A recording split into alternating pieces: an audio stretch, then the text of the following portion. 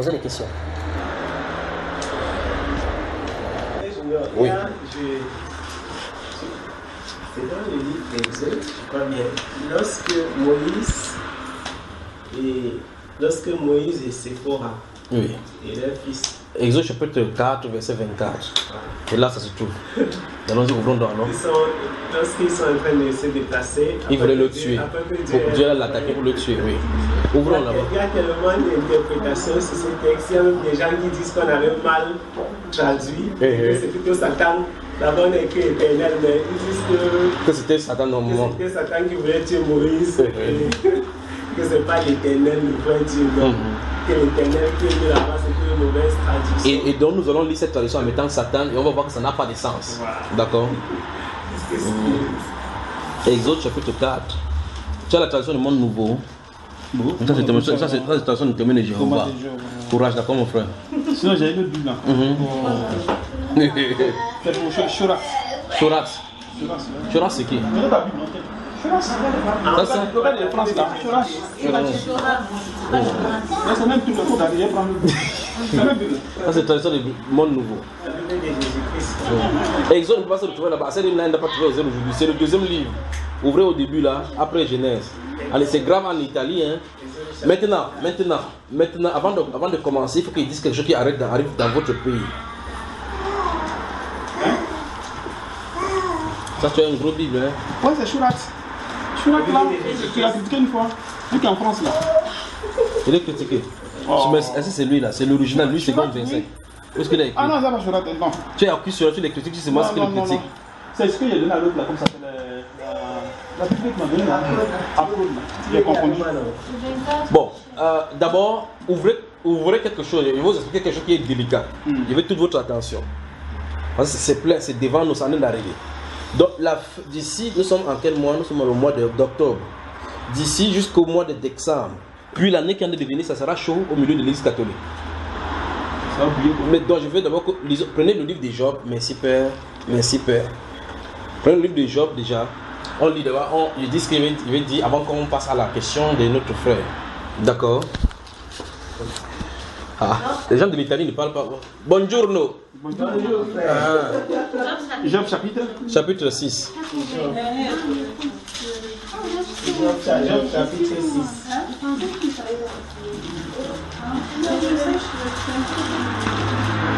Job chapitre 6. Tu as lu, frère? Tu as vu? Oui, chapitre 6. Lis le verset 14 avant qu'il veut dire quelque chose. Vous êtes prêts? Lis alors.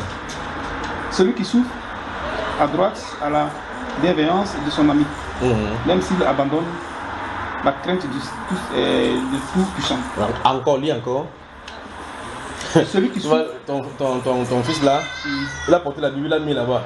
Il a dit que c'est fatigant de chercher. Parce que s'il veut commencer à ouvrir là, il ne pourra pas ouvrir. Il va dire que non, c'est en italien. C'est en italien, non? Ouvre en italien, c'est ça intéressant de lire en italien. Arrêtez ces garçons qui ne bavardent pas là, parce que ces choses, il ne veut pas qu'on. Exodus. Le deuxième livre. Celui. Job, c'est Job. Ah non, ça, ok. Exode, c'est pour la lecture de ce de frère. Job, ok, Job. Oui, j'étais en même temps dans sa question, en même temps dans le. Ça, il faut qu'il dise ça rapidement avant de quitter. On va lire après. Il a un Job là. Il a trouvé. C'est Job normalement, même en italien, parce que son nom en italien c'est Job. Job, chapitre 6. Aidez-le à ouvrir. Tu lis à haute voix en italien. Hein? Moi, je bagaille. Tu faisais comment? Tu bégayes? Oui, mais il n'y a pas de problème. Même si il n'y a pas de problème. Même Moïse lui-même avait dit qu'il bégayait. Mais il disait quand même. Non, tu as écouté moi, Job chapitre 6. Ben, lis le verset 14 seulement à haute voix. Il veut sûr comment on dit ça en italien. Chapitre 6, verset 14. Suivez-le, parce que si mes malades en italien, ils comptent sur quoi, d'accord, frère? Si. Voilà. Ah, merci.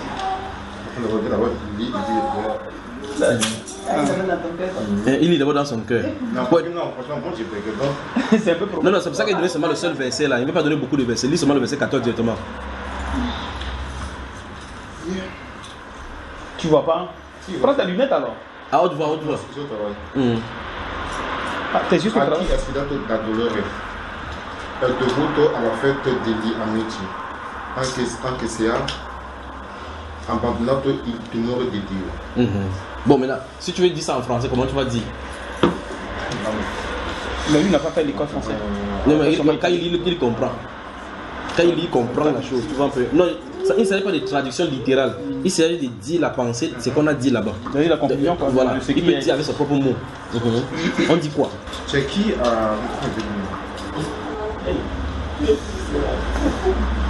rempli de douleur. Oui. Et il se confie plus à ses amis. Oui. Et il oublie Dieu. Soyez concentrés maintenant, ne quittez pas ici là. Vous voulez qu'on avec un moment-ci. On est dans la parole maintenant, donc faites attention. On est dans la parole. Oui. Il oublie la puissance de Dieu. Quoi. Oui. Il pense que bon, l'expliquer un peu ce qui oui, explique seulement en ta langue, n'essaie pas de traduire. Comme tu as lu, tu as compris ce qu'on dit là, non? On dit encore 2-3 fois dans ton cœur et tu essaies de voir conclure maintenant. Bon, essaie de lire même en italien encore, on va, ouais. À qui a fini de dolore? De retour à la fête de Amici. En Kessia, abandonnant il demeure de Dieu.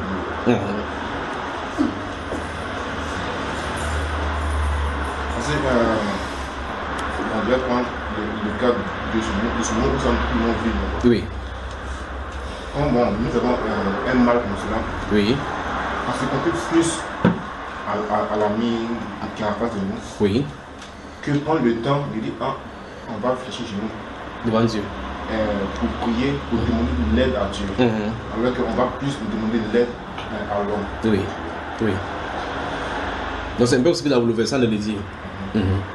Ça c'est la version quoi? Italienne. Linus là. Oui, que ce soit n'importe quelle personne, c'est personne n'a de nage. Lis seulement. Celui qui désespère a droit à la compassion de son ami. Oui. Sinon, il abandonnera la crainte du Tout-Puissant. Alors, c'est mon frère. Le malheureux a droit à la pitié de son ami. Eût-il abandonné la crainte du Tout-Puissant? Voilà. Encore ici, mon frère. Celui qui souffre à droite à la bienveillance. À droite, c'est droit. Ah, à droit. Ah, ok, d'accord. Celui qui souffre à droit. Pas à quand la tu à bienveillance. droite, parce que tu es à ma droite là par exemple. Si c'est à droit. À droite. Il a droit, oui. Alors, celui qui souffre a droit à la bienveillance de son ami. Oui. Même s'il abandonne la crainte du Tout-Puissant. La version témoin de Jéhovah dit quoi? 14. Quant à celui qui refuse la bonté de cœur de son prochain, il abandonnera aussi la crainte du Tout-Puissant. Le témoin de Jéhovah, alors, ça traverse la barrière. Bon, en tout cas, la quintessence de ce verset, ça veut dire ceci. Là, ma version, ça dit un peu comme. Oui, ça c'est 21, hein. oui, ça c'est lui, c'est comme ça, lui, c'est comme ça. C'est la même chose. Alors, j'ai un ami par exemple, voici le frère Yves. S'il souffre, je suis son ami. Je dois avoir pitié de lui, je dois avoir compassion de lui, même s'il ne sait pas Dieu. Même s'il refuse de comprendre ce que Dieu dit, je dois avoir compassion de lui. On dit celui qui souffre a droit à la compassion, de l'aide, de la bienveillance de son ami, même s'il abandonnerait la crainte de Tout-Puissant. Parce que la crainte de Dieu, c'est s'éloigner du mal, ou mieux s'éloigner du péché. Donc, même si la personne vit dans le péché. Je voulais expliquer ceci avant de dire ce qu'il veut dire maintenant concernant votre pays. Enfin, il y a autre chose là-bas, il y a la mer qui va se lever maintenant, ça va frapper. Mais ce n'est pas ce qui est important, je suis en train de parler de l'église catholique. Parce que j'ai regardé, j'ai vu beaucoup de bougies allumées autour d'un hôpital. Vous voyez cela, n'est-ce pas? Des bouquets de fleurs qu'on vient mettre là-bas. Et ceci, ça a une conséquence, ça fait de telle façon que toutes les basiliques catholiques dans le monde entier vont être concentrées dans cet événement. Donc il faut qu'on prie pour un pape avec grand P et un pape avec petit P. Vous voyez cela? Vous voyez pourquoi il dit de donner ces versets-ci? Ces gens-ci sont dans le mal. Comment il veut mettre ici?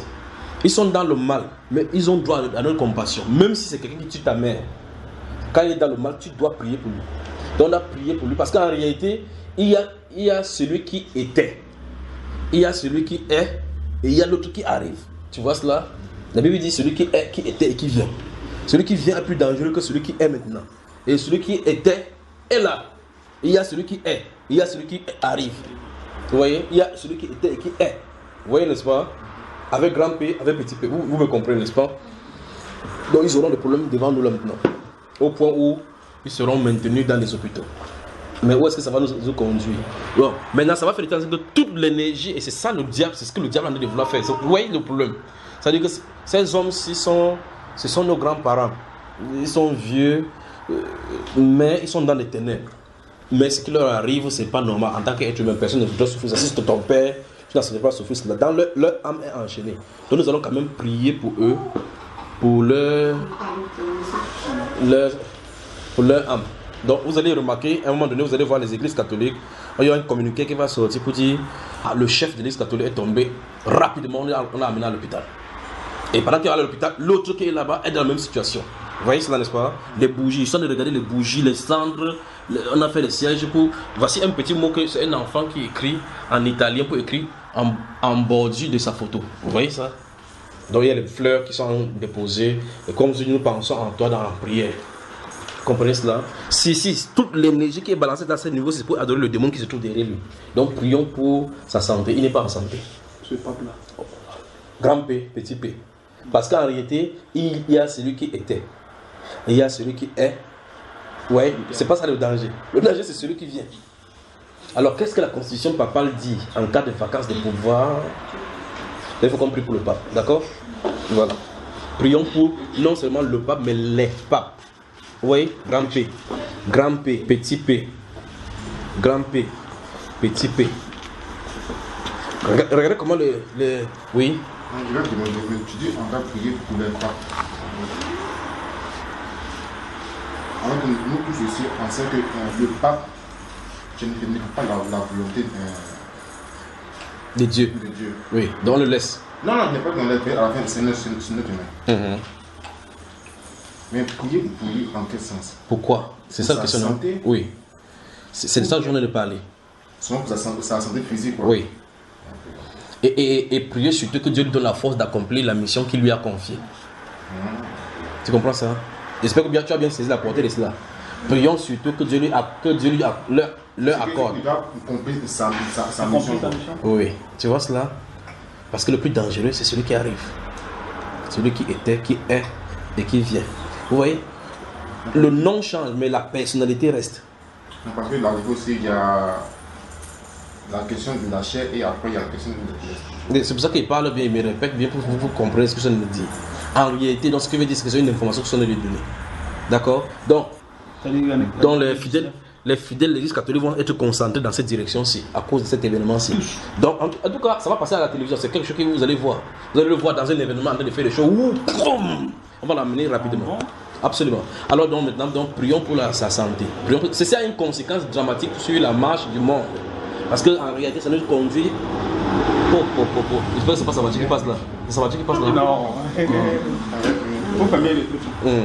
Et donc dans là... c'est que je ai dit, tu peux répéter ça en italien. Tout ça là. Oui, c'est que je ai dit compris pour le pape. Il faut demander à ceux-là. C'est ceux-là qui vont à l'école. Donc, ils ont bien. Donc, ils ont fait ça à l'école. Non, ils ont le niveau de pouvoir. C'est ça que moi, normalement, je parle à l'école ici. Oui, mais tu parles italien. L'italien qui passe, c'est familier, ça n'a rien à voir. Mais toi, tu vois le français qui parle, c'est le français familier aussi. C'est les choses bien traduites. Je sais pourquoi je le dis.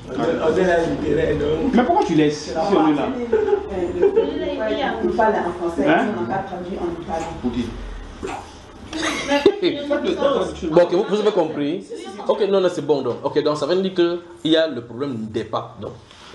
Donc, il y a le gouvernement du monde qui a de pousser vers un bout, va arriver à un niveau. Celui qui est, qui était, qui vient, qui va remonter pour aller droit à la vie. Donc, il faut qu'il fasse ce qui est la volonté de Dieu. D'accord? Voilà, revenons dans notre histoire maintenant, dans l'île d'Exode, chapitre 4. Là, on ne revient plus ici. Job, c'est terminé. Bon, mais de toute façon, il a posé un problème là dans sa lecture et ça va nous permettre de, après avoir répondu aux questions, on va prendre un sujet par rapport à ce qu'il a dit dans le livre de Job. Donc, pliez le livre de Job, vous gardez ça rapidement. Gardez un papier là-dessus. On va revenir dans le livre de Job pour prendre le sujet que nous allons voir ce soir-ci. Italie, bonjour. Voilà. Que le Seigneur vous bénisse. Amen.